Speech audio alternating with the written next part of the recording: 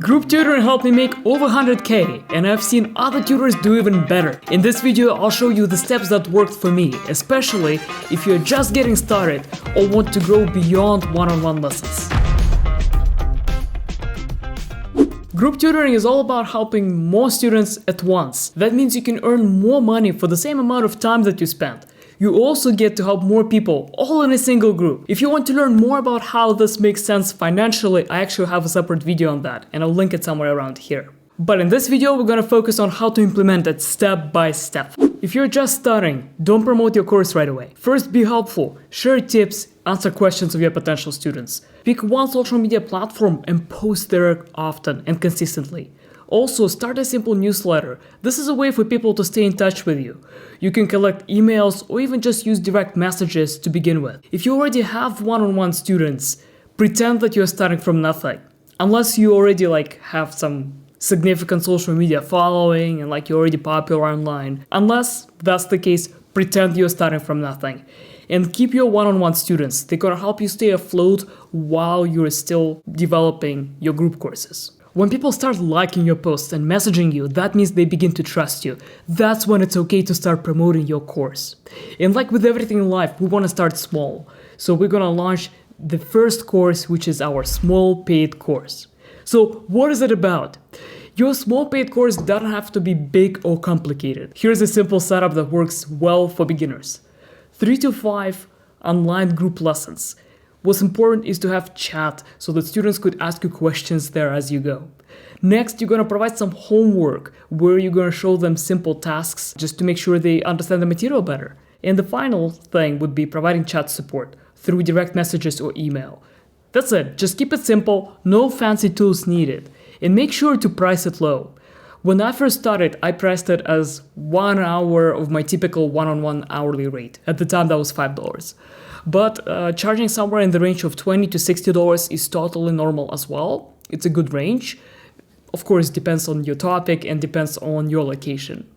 This offer helps you test your idea, build trust, and get your first testimonials, which is very important. Hey, real quick before we continue, if you're looking to grow your tutoring business, I have something that I wish I had when I first started. It's the Group Tutoring Roadmap. I spent weeks refining it to make it simple and actionable. Inside of this thing, you'll find different ways to promote yourself, so different pathways you can take. I also talk about crafting your offers, like the things you should pay attention to. And finally, I also talk a little bit more about student satisfaction. Sorry, cannot find that page. Here it is.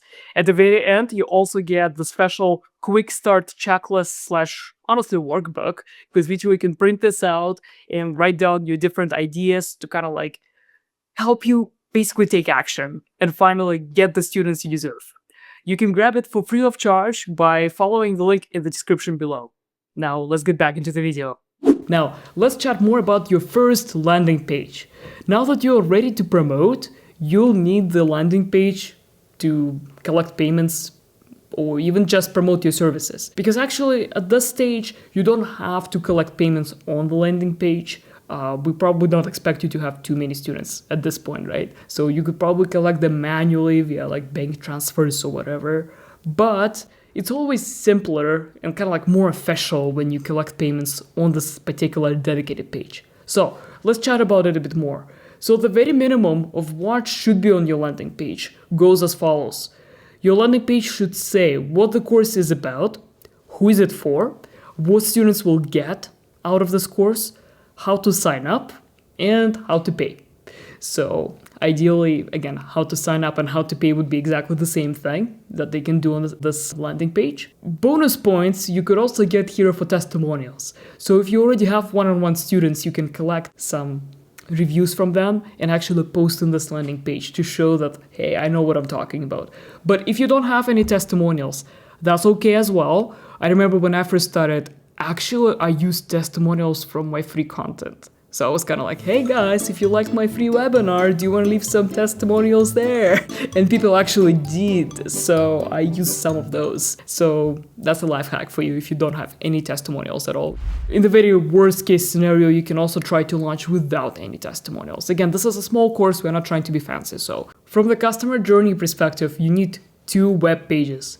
Page number 1 would be the dedicated course page, which would basically outline all of the stuff that I mentioned on the previous slide. So there would be like a short title and description, course dates, what's included, a way to collect payments or emails if you decided to go for the bank transfer option. And the second page would be the thank you page, showing them that, hey, your payment was successful or whatever. It would also ask them maybe to check their email for the next steps. Well, it depends on how you set this whole thing up. Maybe the entire page would be just a set of instructions. It's totally up to you. But whatever you decide to do, make sure to double check that your payment method is secure. So if you accept payments on the landing page, you gotta make sure this is very important. The next step would be ensuring that your emails are set up to send out automatically. And lastly, make sure that you've tested the full sign-up flow, because you don't want the students to get lost somewhere in between or whatever. After students pay, they should know exactly where to go next. Don't ghost your students after they sign up, after they give you money. Ideally, you want to have the course space ready before even launching your landing page. Your students need one place where they can join the live sessions, find replays and homework, ask questions, and just stay connected in general. You have two main options to set it all up. The first one is a very simple one. It's going to be just a group chat with a shared folder on some sort of cloud-based service. There you can share the homework, live recordings, all of that. Easy to set up and works well for smaller groups. There is also an option for a more advanced setup, which might be relevant later on, or if you have a lot of students signing up. So you can opt for the group chat for the community and some sort of secure course portal where students log in to access everything in one place. There are tools that can help you achieve this, but you don't need them to start. Start simple, upgrade later if needed. After your course ends, follow up with students and ask them for a review. Ask them what they liked, what they didn't like. You can ask them to comment publicly on some sort of Google reviews or whatever. You can ask them to provide you a review in a private message and ask them for permission to use that screenshot in your future marketing materials. You can also provide them a bonus for some future services if they maybe provide you an extra video as a thank you. So these reviews are very powerful. They help build trust and make sure your next course is easier to sell. So don't skip this step. Now that your small course is done and you've collected feedback and testimonials, it's time to build your main group program. This course is usually longer, a few weeks or even months, and is designed to grow with you. Here's what you could include. This is just based on my experience and the experience of tutors I've worked with. So online classes, bi-weekly lessons, or at some point I did even lessons 3 times a week. Homework, of course, we need some practice after the class. Tech support so that students could ask you questions one-on-one at any time they need. And the last one here would be one-on-one calls. So this one you gotta be very cautious about, because you don't want to turn your group classes into one-on-one lessons, right? Because the whole idea of this setup is to give you your time back. So be very mindful, use those to provide extra help and only when needed. And one extra thing you could provide as well is helpful PDFs or worksheets. Students usually love those. And one thing that I used to do, I used to prepare special kind of like worksheets for the actual online classes that students needed to kind of like fill in the gaps as the session was going. I'm not sure what the term for that is. I forgot it in English. But that was a lot of fun, and this allowed students to kind of like feel more engaged, I guess, because they were looking for like how to fill that particular gap or that particular gap. And that made their notes way more organized as well. Now, I know this might sound a bit overwhelming, and at first you create a lot of new materials. But the great thing is that over time, you just keep reusing what already works. This is what makes this program, like the whole group course, scalable. You can teach more students without actually adding more hours by reusing the materials that you already have. And if you've done one-on-one tutoring, maybe you've done something similar in terms of reusing materials. So in that case, you might need to do even less work. So who knows, right? Now, let's talk about promoting this main course. And for promotion, it's the same idea as it was with the small course. So to get people into your main course, keep doing what already worked. Post valuable content, helpful videos, tips, etc. on social media. Grow your email list using your newsletter. Plus, on social media and in your newsletter, make sure to share your students' wins, kind messages, reviews, all of that stuff. It helps to establish credibility. And finally, this would lead people to your paid course. Just like before, you'll need a landing page, but now it should include more details. Who the course is for, what's included, ideally the week-by-week breakdown or module by module, price and payment options, testimonials from your small course, that's the extra part. For this course, we need testimonials. And if you have results from your past students, maybe from one-on-ones, you can include that as well. From the customer journey perspective, it's going to be the same two-step funnel. You're going to have the main course page with a strong headline, a list of what's inside, a payment button, or a sign-up form. On your thank you page, you're going to make sure to show them a confirmation that, hey, you are in, and check your email or whatever. So keep it simple and easy to read. Help your audience say yes with confidence. And the same idea as with a small course. So double check that your payment method is secure, your emails are set up to send out automatically if that's something you set up, and make sure you've tested the whole flow from sign up to the confirmation. You don't want your students to get lost at any point. Right after someone signs up, it's a good idea to send them a quick personal message, usually within the first 24 hours. The goal isn't to ask them a bunch of questions, it's just to say, hey, I'm excited that you are here. What's one thing you'd love to get better at this month? That's it. It's fast, friendly, and it lets them know that I'm here to support them, even in a group setting. When they reply, I thank them, let them know when we're gonna cover that particular topic, or promise them that I'm gonna bring it up in some future lesson. That's about it. This allows them to feel seen, and it's important, right? Now let's talk about keeping your students engaged, because once they sign up for the course, the goal isn't just to keep them, it's to keep them active. And how you do that comes down to the kind of reinforcement that you want to use. I've seen people use one of the following pathways when it comes to engagement. So there's reward-based motivation, and there is rule-based motivation, also known as punishment-based.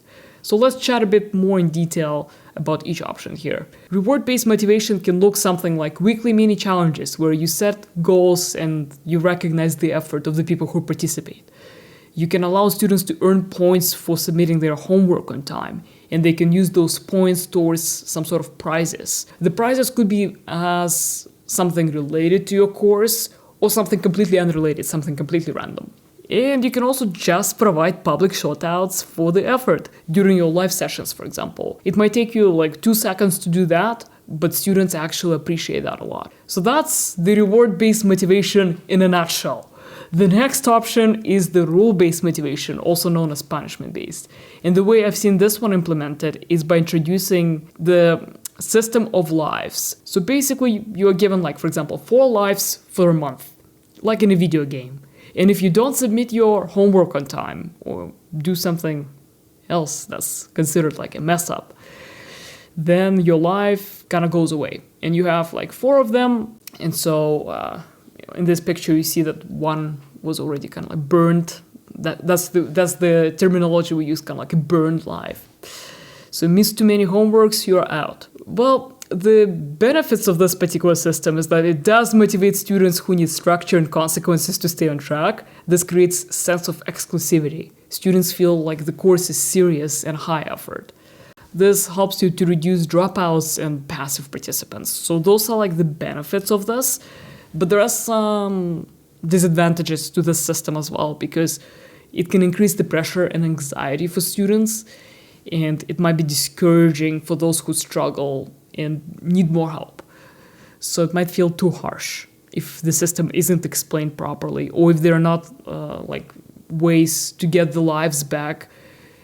Because definitely if you introduce something like this, there should be some sort of system of second chances in place. At least that's what I think. To make sure that students who actually want to participate, they have an opportunity to kind of like get back on track. You gotta pick one of the methods here, or maybe even combine both, to make sure that students are emotionally connected and seen. Because this way they're more likely to stick with your course for longer, do the work, and actually get the results, leave the reviews, and potentially join your next offer. Because again, depends on what you're teaching. Or if they don't join your next offer, they can recommend you to their friends, their siblings. And just like with a small course, make sure to ask for feedback again. Every nice comment, message, or review, collect it. Use it to improve your offer, increase your price over time, and grow your tutoring band. Tutoring band! Yes, grow your tutoring band. Tutoring brand, of course. Well, I hope this was helpful and this gives you a more clear idea of how group tutoring works and how you can set it up. If you have any questions, please leave them in the comments below because I base my content off the comments that you leave. So make sure to ask whatever questions you got. All right, I read every single comment. Do it. All right, you guys have a good day.